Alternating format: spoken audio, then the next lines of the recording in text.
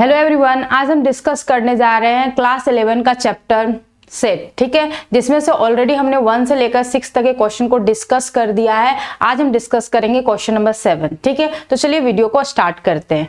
Question 7 बोल रखा है let x is equal to 1 2 3 4 5। ये आपको सेट गिवन है। ठीक है, the number of different ordered pair y, z that can be formed such that y is a subset of x, z is a subset of x and y intersect z is empty। इतने सारे बातें आपको लिखी गई है। तो question में आपसे पूछा क्या जा रहा है, तो पूछा इतना जा रहा है कि आप बताओ ये जो ऑर्डर्ड पेयर है वो कितने वेज के हो सकता है। How many number of ways, मतलब इसको कितने वे में लिखा जा सकता है। कंडीशन क्या क्या गिवन है। पहला कंडीशन ये बोल रखा है कि y जो होगा वो सबसेट होगा x का, मतलब y के सारे एलिमेंट जो होंगे x में मौजूद होने चाहिए। ठीक है, z के सारे एलिमेंट जो होने चाहिए वो x में मौजूद होने चाहिए, दूसरा कंडीशन। और तीसरा कंडीशन ये है कि y इंटरसेक्ट z जो है वो क्या होना चाहिए, एम्प्टी, मतलब कोई भी ऐसा एलिमेंट y का z से मिलना नहीं चाहिए। ओके, यहां तक क्लियर है। तो 3 कंडीशन आपको गिवन है। ओके,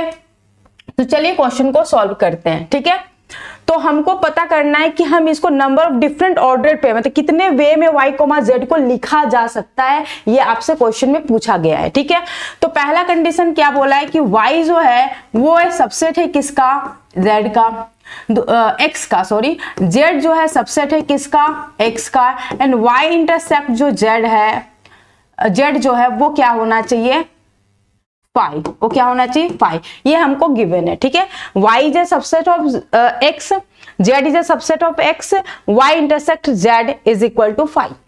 कहने का मतलब ये हुआ कि अगर y का वैल्यू, अगर एज्यूम कर लो कि y का वैल्यू अगर मेरे पास 1 और 2 है, तो z का वैल्यू हमारा क्या होना चाहिए, 3 4 5 होना चाहिए। ठीक है, जस्ट मैं एक एज्यूम कर रही हूं। ठीक है, क्योंकि ऐसा इसलिए है क्योंकि हमसे बोल रखा है क्वेश्चन y इंटरसेक्शन z जो है वो क्या है 5, मतलब कोई भी वैल्यू मैच नहीं कर रहा है, इसमें कोई भी वैल्यू मैच नहीं करना चाहिए। ना तो y का कोई एलिमेंट z में होना चाहिए, ना तो z का कोई एलिमेंट y में होना चाहिए। क्लियर है यहाँ तक चीजें।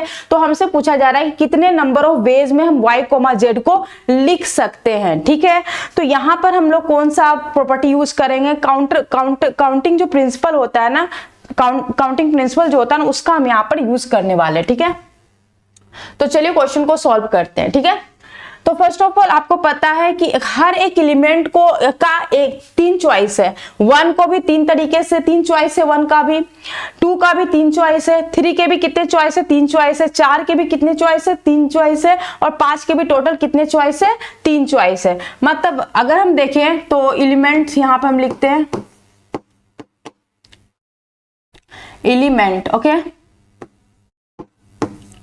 और यहां पे लिखते हैं चॉइस। ठीक है, तो आप देखोगे 1 एलिमेंट के कितने चॉइस है, 3, 2 एलिमेंट के कितने चॉइस है, 3, 3 का चॉइस कितना है, 3, 4 के चॉइस कितने हैं, 3, 5 के चॉइस कितने हैं, 3, उसी तरीके से 6 के कितने चॉइस होंगे, बस जस्ट एक मिनट को इसको मैं अच्छे से लिख देती हूँ यहाँ पे। ठीक है, सभी के टोटल कितने चॉइस होंगे, 3 चॉइस होंगे। ठीक है, सभी के कितने चॉइस है, 3,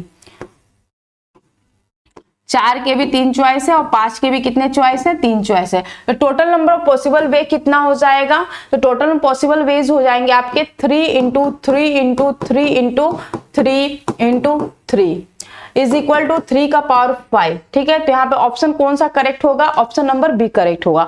क्लियर है। आपसे पूछा जा रहा है कि y, z ऑर्डर्ड पेयर में लिखना है, y, z को वो कितने वे में लिखा जा सकता है। तो हर एक एलिमेंट के नंबर ऑफ चॉइस कितने हैं, 3 चॉइस है। तो इस तरीके से हमारा टोटल नंबर ऑफ वेज कितना हो जाएगा, 3 into 3 into 3 into 3 into 3, 5 element है इसीलिए इसको 3 को 5 बार लिखेंगे, सो 3 का पावर 5 आपका क्या हो जाएगा, आंसर हो जाएगा। क्लियर है, यहाँ तक कोई दिक्कत नहीं। नाउ हम चलते हैं नेक्स्ट क्वेश्चन की ओर। नेक्स्ट क्वेश्चन हमारा क्या गिवन है वो देख लेते हैं। नेक्स्ट क्वेश्चन गिवन क्या है कि if A, B and C are 3 set such that A, B, C एक 3 सेट हैं, जिसमें कंडीशन क्या है, पहला ये दे रखा है कि ए इंटरसेक्शन जो बी है वो क्या है, ए इंटरसेक्शन सी के इक्वल है, पहला कंडीशन। दूसरा क्या है, ए यूनियन बी जो है वो इक्वल है किसका, ए यूनियन सी का। ये दोनों कंडीशन गिवन है, तो आपको बताना है कि इन चारों में से कौन सा ऑप्शन करेक्ट होगा। क्लियर है? तो यहाँ पे हम क्या करेंगे, सिंपली हमको ये चीज पता है कि बी जो होता है वो किसके बराबर होता है, तो बी होता है A intersection B union B के बराबर। ठीक है, क्लियर है? यहां तो कोई दिक्कत नहीं, लिख सकते हैं ऐसे। तो क्या मैं ए इंटरसेक्शन बी को क्या मैं रिप्लेस कर सकती हूँ ए इंटरसेक्शन सी में, कोई दिक्कत तो नहीं है, और इस तरीके से लिख सकते हैं। ओके, नाउ हम ए इंटरसेक्शन बी को इस तरीके से सॉल्व करेंगे तो हम लिख सकते हैं A union B intersection C union B, कोई दिक्कत नहीं है, विजिबल है। ओके, नाउ नेक्स्ट हम यहाँ पर लिखेंगे क्या, यहां पर हम लिखेंगे A union B intersection C union B है। अब ए यूनियन बी को रिप्लेस कर सकते हैं हम किसमें, ए यूनियन सी में, ए यूनियन सी में इसको रिप्लेस कर सकते हैं, किसमें रिप्लेस कर सकते हैं, ए यूनियन सी में। ठीक है, इंटरसेक्शन हो जाएगा हमारा सी यूनियन बी। ठीक है, या फिर हम इसको ऐसा भी लिख सकते हैं, हाँ सही है। तो नाउ हम क्या लिख सकते हैं इसको, है A intersection B is union C, लिख सकते हैं ना। देखो कैसे हुआ, इस चीज को फिर से समझो। यहाँ पे सी है, यहाँ पर हमारे पास क्या आया, इसको ए यूनियन बी को रिप्लेस करे ए यूनियन सी से, किससे रिप्लेस करे, ए यूनियन सी से। इंटरसेक्शन इसको मैं लिख दे रही हूँ बी यूनियन सी, कोई दिक्कत नहीं है। नाउ क्या हम इसको लिख सकते हैं, A intersection B union C, लिख सकते हैं। क्लियर है? तो नाउ आप देख पा रहे हो A intersection B union C को हम लिख सकते हैं A intersection C union C. बोलो जी, कोई दिक्कत नहीं है, लिख सकते हैं ऐसा। तो क्या ये किसके बराबर हो जाएगा, ये सी के बराबर हो जाएगा। देयरफॉर हम कह सकते हैं कि B is equal to C, therefore हम कह सकते हैं B is equal to C. तो हमारा ऑप्शन कौन सा करेक्ट होगा, तो ऑप्शन बी हमारा इसमें क्या होगा, करेक्ट होगा, कोई दिक्कत नहीं है। नाउ नेक्स्ट हम क्वेश्चन में आते हैं। नेक्स्ट क्वेश्चन क्या दिया हुआ वो देख लेते हैं। ठीक है, तो चलो यहाँ पर देखो नेक्स्ट क्वेश्चन क्या गिवन है वो देख लेते हैं। नेक्स्ट हम आएंगे यहाँ पे दूसरे टॉपिक में, टॉपिक नंबर 2 पे आते हैं, जिसमें हमें क्या क्या पढ़ना है, Venn diagram, algebraic operation on sets, D Morgan's law, number of element in the different set, इसमें हम डिस्कस करेंगे। ठीक है, इसके बारे में डिस्कस करें। तो चलिए स्टार्ट करते हैं नेक्स्ट क्वेश्चन को, जो कि क्वेश्चन नंबर कौन है, 9 है। ठीक है, तो यहां देखते हैं 9 नंबर क्वेश्चन क्या गिवन है। 9 नंबर क्वेश्चन गिवन है, a survey so that the 73% of the person 73% of the person working in a office like coffee, मतलब 73% जो है परसेंट जो पर्सन है वो किसको पसंद करते हैं, कॉफी को पसंद करते हैं। ठीक है, लेकिन 65 जो परसेंट जो पीपल्स हैं वो किसको पसंद करते हैं, टी को पसंद करते हैं। ओके, तो नेक्स्ट पूछा जा रहा है कि if x denoted the percentage of them who like both coffee and tea, मतलब ऐसे पर्सन जो कॉफी और टी दोनों को पसंद करते हैं वो कितने परसेंटेज हैं, x परसेंटेज है। ठीक है, तो आपसे पूछा जा रहा है कि then x can not be, x इसमें से कौन नहीं होगा, x इसमें से कौन नहीं होगा, ये क्वेश्चन में गिवन पूछा जा रहा है कि आप बताओ मुझे इन चारों ऑप्शन में x कौन सा नहीं होगा। ठीक है, तो चलिए इस क्वेश्चन को सॉल्व करते हैं। तो फर्स्ट ऑफ ऑल आपको पता है कि a इंटरसेक्शन जो b होता है, जस्ट हम यहाँ पे मान लेते हैं कि t जो है, तो नंबर ऑफ परसेंटेज की बात करें तो n ऑफ a कितना है मेरे पास, 1 मिनट, यहाँ पे हम लिख सकते हैं n ऑफ क्या है, कॉफी को c से रिप्रेजेंट कर रहे हैं, n ऑफ c कितना दिया है 73। ओके, n ऑफ t कितना दिया हुआ है 65। ओके, तो हम जान रहे हैं कि n of c intersection t जो होता है वो हमेशा लेस देन इक्वल टू होता है n ऑफ t। ठीक है, ओके, दूसरा एक और है कि n of c union t जो होता है वो हमेशा लेस देन या इक्वल टू किसके होगा, 100 को होगा। क्लियर है, ये कंडीशन इंपॉर्टेंट है क्योंकि परसेंटेज का क्वेश्चन है, तो कंपैरिजन हम किसके साथ करेंगे, 100 के साथ कंपैरिजन करेंगे, सो दैट ये चीजें हम लिखेंगे। नाउ नेक्स्ट, अब हमें पता है कि सी इंटरसेक्शन जो t है, number of C intersection t जो होगा वो क्या होगा, लिखते हैं। ये हमारा क्या है, x है, जस्ट यहाँ पे x लिख दे रहे हैं। ये लेस देन और इक्वल टू किसके होगा? 65 के। किसके इक्वल होगा? लेस देन और इक्वल टू 65 होगा। अब हमें निकालना है a N C union t। उसका फॉर्मूला क्या होता है? N of C plus N of T minus N of C intersection T. Okay, clear है यहां तक? तो अब जरा यहां देखो, यूनियन के जगह पे तुम क्या लिख सकते हो? यूनियन जो है उसके जगह पे लिख सकते हो N of C plus N of T minus N C intersection T, C intersection T is lesser than equal to क्या होगा? 100 होगा। क्लियर है यहां तक? कोई दिक्कत नहीं। ओके, नाउ हम क्या करेंगे, यहां देखो C यूनियन T को हम इस तरीके से रिप्रेजेंट कर सकते हैं, N of C plus N of T minus N of C intersection T is lesser than equal to 100, इस वाले से। ठीक है, तो नाउ हम इसको सॉल्व करते हैं। कैसे सॉल्व होगा देख लेते हैं। देखो यहां पर क्या होगा? N ऑफ C हमारे पास कितना है?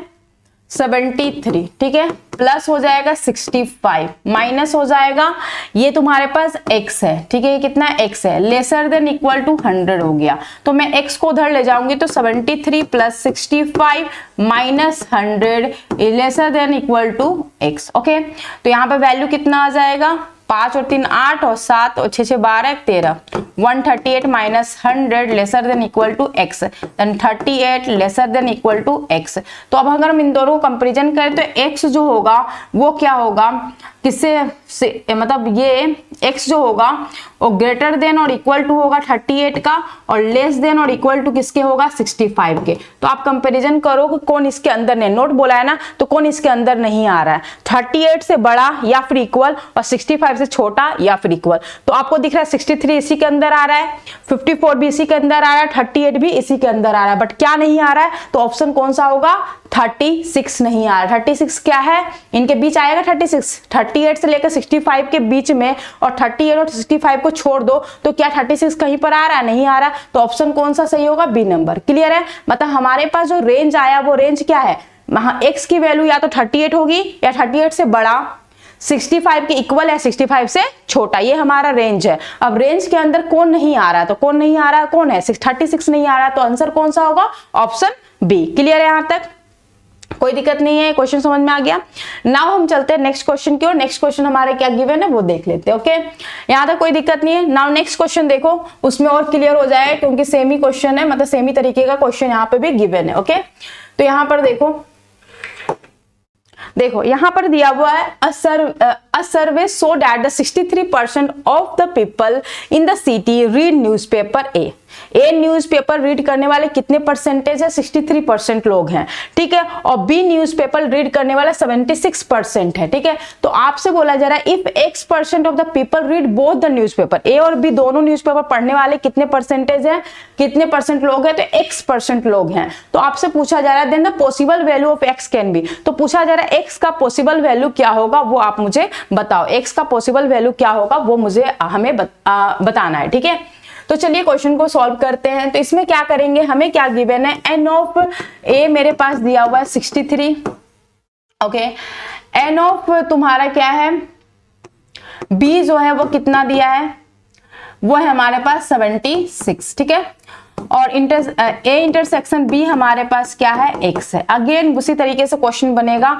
तो एन ए इंटरसेक्शन बी जो होता है वो हमेशा लेसर देन इक्वल टू किसके होगा? एन ऑफ ए के। ठीक है, क्लियर है? और यूनियन जो होता है ए यूनियन बी जो होता है वो लेसर देन इक्वल टू 100 होगा, क्योंकि परसेंटेज का क्वेश्चन है तो परसेंटेज का कंपैरिजन हम 100 के साथ ही करेंगे। ठीक है, तो नाउ हम सॉल्व करते हैं इसको। पहले हम निकाल लेते हैं एन ए यूनियन बी। क्या फॉर्मूला होता है आप लोगों को पता है? पुट करते हैं फॉर्मूला। ओके, नाउ सॉल्व करते हैं। ठीक है, तो यहाँ पर यूनियन की जगह पे हम क्या करेंगे? जस्ट इसको हम अभी सॉल्व कर रहे हैं, तो यहाँ पर यूनियन के जगह क्या लिखेंगे? एन ऑफ ए प्लस इतना माइनस इतना। विजिबल है चीजें? Okay, is less than equal to 100। ठीक है, सॉल्व करते हैं। तो इसका वैल्यू 63 है, इसका वैल्यू 76 है, इसका वैल्यू हमें x दिया हुआ है, लेस देन इक्वल टू 100। तो 63 प्लस 76 ये इधर आएगा, तो -100 is lesser than equal to x। ठीक है, सॉल्व करेंगे तो 6 3 8 और 6 6 12 13, एक मिनट 6 3 9 आ रहा है, एक मिनट 63 यहाँ पे, ठीक है 3 है ना ये, तो यहाँ पर 9 और यहाँ पे 139 minus 100 is lesser than equal to x। Clear है, यहाँ तक कोई दिक्कत नहीं। नाउ सॉल्व करते हैं इसको। तो हमारे पास वैल्यू क्या आ रहा है, 39 lesser than equal to x, और दूसरा क्या था, x is lesser than equal to 63। Okay, अब इसको कंपैरिजन करेंगे तो x जो है वो 39 से बड़ा या फिर इक्वल और 63 से छोटा या फिर इक्वल। तो इनके रेंज में कौन आ रहा है वैल्यू, 29 तो आ नहीं रहा है, 37 भी आ नहीं रहा है, 55 इसके रेंज में आएगा, 65 भी नहीं आ रहा। तो आंसर कौन सा होगा, 55, ऑप्शन डी 55 इस रेंज में आएगा। रेंज आप देखो, रेंज क्या बोल रहा है, 39 के बराबर, x का वैल्यू 39 के बराबर या उससे बड़ा, 63 के इक्वल या 63 से छोटा, इसी रेंज में आपका वैल्यू होना चाहिए। तो इस रेंज में आपको कौन सा ऑप्शन देखने को मिल रहा है, तो ऑप्शन डी देखने को मिल रहा है इस रेंज में। ठीक है, तो हमारा आंसर कौन सा हो जाएगा, ऑप्शन डी जो कि है 55। ओके, नाउ हम चलते हैं नेक्स्ट क्वेश्चन की ओर। नेक्स्ट क्वेश्चन क्या गिवन है वो देख लेते हैं। ठीक है, नेक्स्ट क्वेश्चन गिवन है, लेट्स बोल रखा है union from I is equal to 1 to 50 of xi is equal to union from I is equal to 1 to n of yi is equal to t। Given है, जहां पर आपको दिया हुआ xi कंटेन कितना कर रहा है, नंबर ऑफ एलिमेंट 10, और yi कंटेन कर रहा है नंबर ऑफ कितने एलिमेंट, 5। ठीक है, if each of element of the set t is an, यहां देखना जरा, नेक्स्ट लाइन समझना, if each element of the set t is an element of exactly 20 of the set of xi and exactly 6 of the set of yi, then n is equal to आपको बताना है। कहने का मतलब यहाँ पे question में आपको n का वैल्यू फाइंड आउट करना है कि yi कहाँ था, जैसे i जो है इसका xi का i कहाँ तक जा रहा है, 1 से लेकर 50 तक, उस तरीके से yi का i कहाँ तक जा रहा है, 1 से लेकर n का वैल्यू क्या होगा ये हमको बताना है। ठीक है, आपको क्वेश्चन में क्या क्या गिवन है, तो क्वेश्चन में दे रखा है कि xi के जो नंबर ऑफ एलिमेंट्स है वो 10 है, और yi के नंबर ऑफ एलिमेंट्स कितने हैं, वो कितने हैं हमारे, 5 है। ठीक है, ये गिवन है। ओके, दूसरा बोला जा रहा है if each element of the T, मतलब टी के सारे जो एलिमेंट है, टी के जो सारे एलिमेंट है वो तुमको मिल रहा है किसमें, एग्जैक्टली इक्वल है, मतलब टी के सारे जो एलिमेंट है एग्जैक्टली क्या है, सेट xi के डिफरेंट xi के जो सेट्स हैं उनमें मैच कर रहा है, 20 डिफरेंट xi के जो सेट्स है उनमें मैच कर रहा है। ठीक है, टी के सारे एलिमेंट, और दूसरा yi के जो 6 डिफरेंट सेट्स है उनमें भी मैच कर रहा है टी के सारे एलिमेंट। क्लियर है, कहने का मतलब सिंपल भाषा में मैं ये बोलूं तो टी का हर एलिमेंट जो है ना वो एग्जैक्टली 6 डिफरेंट yi के सेट से मिल रहा है, और टी के सारे एलिमेंट जो है एग्जैक्टली 20 डिफरेंट xi के एलिमेंट से मिल रहा है। क्लियर है, ओके, समझ में आ रहा है, ये मतलब xi सेट से मिल रहा है, of course different xi set से मिल रहा है, 20 डिफरेंट xi सेट से मिल रहा है टी के सारे एलिमेंट, और 6 डिफरेंट yi सेट से टी के सारे एलिमेंट मिल रहे हैं। ठीक है, क्वेश्चन में गिवन है तो मुझे बताना है कि n का वैल्यू क्या होगा। ठीक है, ओके, यहाँ तो कोई दिक्कत नहीं। तो हमें क्वेश्चन में एक्चुअली में निकालना क्या है, n का वैल्यू हमें फाइंड आउट करना है। तो चलिए क्वेश्चन को सॉल्व करते हैं। ओवरऑल में फिर से एक बार समराइज कर दे रही हूँ पूरे क्वेश्चन को। क्वेश्चन में आपको यहाँ पर दिया हुआ union from i is equal to 1 to 50 of xi is equal to union from i is equal to 1 to n of yi is equal to t। ठीक है, यहां तक क्लियर है। जहां पर xi जो है उसमें नंबर ऑफ एलिमेंट कितने कंटेन कर रहा है, 10। yi जो है ईच yi कंटेन कर रहा है 5 एलिमेंट को, ईच xi कंटेन कर रहा है 10 एलिमेंट को, उसी तरीके से ईच yi कंटेन कर रहा है कितने एलिमेंट को, 5 एलिमेंट को। क्लियर है यहां तक। नाउ बोला जा रहा है कि यदि हर each element of the set T के सारे एलिमेंट जो है वो क्या हो रहे एग्जैक्ट सारे जो एलिमेंट्स है वो एग्जैक्टली क्या हो रहे 20 डिफरेंट सेट ऑफ एक्सआई से मेल खा रहे, मैच कर रहे, ठीक है। सारे प्रेजेंट है 20 डिफरेंट एक्सआई सेट से, ठीक है। और सेम उसी तरीके से टी के सारे एलिमेंट जो है एग्जैक्टली 6 डिफरेंट वाई सेट से मैच कर रहे हैं, ठीक है, ठीक है। तो आपको पूछा गया है कि n का वैल्यू बताएं, तो चलिए क्वेश्चन को सॉल्व करते हैं। ओके, तो हमें फर्स्ट ऑफ ऑल पता है कि total number of element each element कितना कंटेन कर रहा है, XI, each XI contain 10 element, तो टोटल नंबर ऑफ एलिमेंट कितना हो जाएगा, total number of element in xi is equal to 50 into 10, that is nothing but 500। Clear है, यहां तक कोई दिक्कत नहीं, यहां तक कोई दिक्कत नहीं है। ओके, नाउ नेक्स्ट यहां पर देखो total number of element in yi is equal to कितना हो गया 5 into n, that is nothing but 5n। Clear है, यहां तक कोई दिक्कत नहीं है, बोलो जी, यहां तक तो कोई दिक्कत नहीं है। Total number of element count किया जा रहा है xi में कितना, ऐसे भी total number of element count in xi,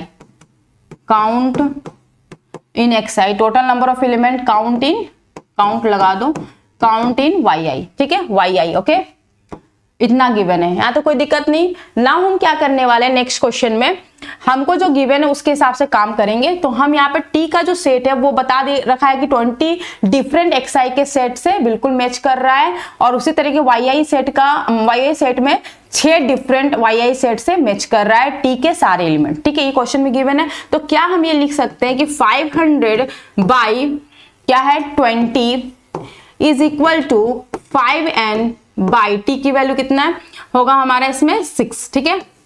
अब इसको हम सॉल्व करेंगे, क्रॉस मल्टीप्लाई करेंगे, तो क्या मेरा आंसर मिल जाएगा, तो जरा चेक करते हैं। यहां पर देखो 500 into 6 is equal to 5n into 20। Okay, तो अब यहां सॉल्व करेंगे, विजिबल है चीजें, ओके, विजिबल है। तो यहां पर हमारे क्या होगा 5n इज इक्वल टू 500, ध्यान देना, 500 इंटू 6 डिवाइडेड बाय 20, 0 0 कैंसिल, 2 से कट करेंगे तो यहाँ 25। Okay, n is equal to 25 into 6 divided by 5, cut करेंगे तो 5 6 जा कितना आ गया 30, तो n का वैल्यू कितना आ गया हमारा 30। तो ऑप्शन कौन सा करेक्ट होगा, ऑप्शन डी। समझ में आया, यहाँ तक चीजें क्लियर है। t इक्वल है ना, t का वैल्यू मुझे पता है किसके बराबर है, xi में कितने सेट मैच कर रहे हैं, yi में कितने सेट मैच कर रहे हैं, तो जस्ट हमने t को नीचे लिख दिया, तो 500/20 इज इक्वल टू 5n/6। दोनों को सॉल्व किए, दोनों को सॉल्व कर रहे हैं, मतलब जस्ट इन दोनों को मतलब जस्ट लगेगा इसमें से सॉल्व करके हम n का वैल्यू फाइंड आउट कर रहे हैं। इनको सॉल्व करके हमने क्या किया, n का वैल्यू क्या किया है, फाइंड आउट किया है। तो n का वैल्यू हमारे पास कितना आ रहा है 30 आ रहा है, तो हमारा आंसर क्या हो जाएगा 30 हो जाएगा। क्लियर है, यहाँ तक कोई दिक्कत नहीं। ओके, नाउ हम नेक्स्ट क्वेश्चन की ओर आते हैं। नेक्स्ट क्वेश्चन हमारा क्या गिवन है वो देख लेते हैं, ठीक है। नेक्स्ट क्वेश्चन हमारा क्या गिवन है वो देख लेते हैं। नेक्स्ट क्वेश्चन में गिवन है कि let x is a set of, यहां पर देखो let x is equal to दिया हुआ n belongs to small n belongs to n, where जहां पर दिया हुआ कि n जो है 1 से बड़ा या फिर इक्वल, n जो है 1 से बड़ा या फिर इक्वल है, और फिर क्या है 50 से छोटा या फिर इक्वल है, ठीक है। मतलब वैल्यू क्या रहेगा, मतलब x की जो वैल्यू होगी वो हमारी क्या होगी 1 2 3 4 5 एंड सो ऑन, इस तरीके से जाकर 50 तक होगा। क्लियर है। नाउ नेक्स्ट यहाँ पर देखो सेम उसी तरीके से a का वैल्यू हमारा क्या हो, बोल क्या रखा है n belongs to x, n is a multiple of 2, n क्या है मल्टीपल किसका है 2 का है, मल्टीपल किसका है 2 का है, तो हम लिखेंगे 2 4 6 8 एंड सो ऑन करते हुए कहां तक जाएगा 50 तक जाएगा, ठीक है। क्लियर है। b का जो सेट होगा वो क्या होगा, बोला जा रहा है n is a multiple of 7, तो 7 14 21 28 35 42, 49, यही तो होगा ना, ठीक है। तो क्वेश्चन में तुमसे क्या पूछ रहा है कि then the number of the element in the smallest subset of x contain both A and B. बोला जा रहा है ए और बी दोनों कंटेन होने की क्या मतलब, उसका वैल्यू बताना। Both contain A and B, ठीक है। तो number of element in the smallest subset of x containing both A and B. तो एन ए यूनियन बी निकालना है, N of A union B हमको निकालना है। कहने का मतलब हमें क्या फाइंड आउट करना है, A union B, n of A union B, number of element in A union B, number of element in A union B, ठीक है। हमको ये फाइंड आउट करना है। तो इसका फॉर्मूला आप लोग सिंपली जानते हो, क्या होता है, N of A plus N of B minus N of A intersection B, A intersection B. फिर से मैं लिख देती हूँ, n of A B minus N of, यहाँ पर विजिबल नहीं होगा, minus N of A intersection B. Clear है, यहाँ तक कोई दिक्कत नहीं, दिख रहा है, विजिबल है ना। हम पुट करेंगे वैल्यू, एन ऑफ ए हमारे पास कितना होगा, ये हमारा कितना होगा, टोटल 25 होगा, ठीक है। और एन एफ बी कितना हमारे पास होगा, 1 2 3 4 5 6 7, 7 है ना, 7 नंबर ऑफ एलिमेंट 7 ही इसमें कितना होगा, 25 नंबर ऑफ एलिमेंट होगा, इसमें कितना होगा, 7 एलिमेंट होगा, ठीक है। माइनस करेंगे, इंटरसेक्शन में आपको देख पा रहे हो कि इसमें क्या क्या कॉमन दिख रहा है। 14 आएगा, इसमें 28 आएगा और 42, ओनली 3 नंबर्स आएंगे। 14 दोनों में कॉमन है, 28 दोनों में कॉमन होगा, 42 भी दोनों में कॉमन होगा, ठीक है। ए में 14 भी, ए और बी दोनों में कॉमन क्या है, 14, फिर आपका 28 कॉमन होगा और एक 42 कॉमन। तो number of A intersection B कितना होगा, number of A intersection B कितना होगा, 3। सॉल्व करेंगे तो 24 प्लस कितना, 7 में 3 क्या, 4, दैट इज नथिंग बट 29। तो हमारा आंसर कौन सा आएगा इसमें, 29 इसका आंसर होगा। इसका आंसर क्या होगा, 29। क्लियर है यहाँ तक। तो आज के लिए बस इतना ही, नेक्स्ट क्लास में डिस्कस करेंगे आगे के क्वेश्चंस को। ओके।